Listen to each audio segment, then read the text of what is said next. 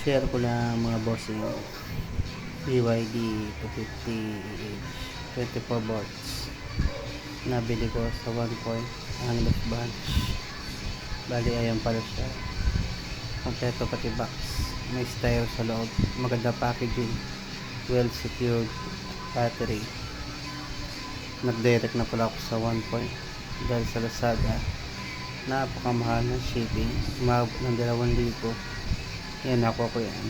38,500 pesos. SRP pa, walang shipping fee. Bali pumunta na ako sa store nila, tapos nag-place ng order dahil wala silang stock. Pero buti lang isang araw lang may dumating na stock, kaya na-pick up pa agad. Kompleto na pala accessories niya.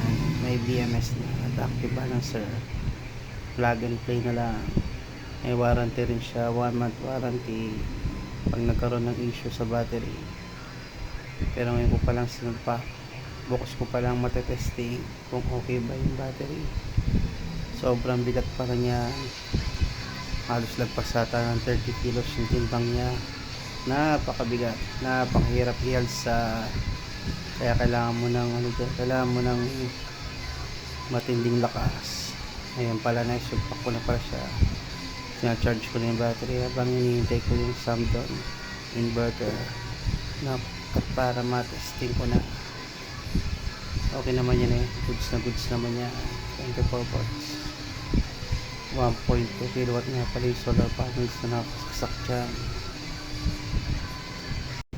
Sa mga nakagamit na pala niya, share nyo naman yung experience nyo sa BYD 250AH 24 volts. Sana magtagal to para solid, dahil di rin biro ang kanyang halaga. Kulang-kulang 40 mil na ang baterya niya. Tumagal lang na sa taon niya, sulit na yan. Pero gusto kong testingin yan sa air conditioner para magkakaalaman na kung may ibubuga ba ang BYD battery. Goods naman yan sa ano ko naman sa appearance niya naman, mukha naman siyang goods. Salamat.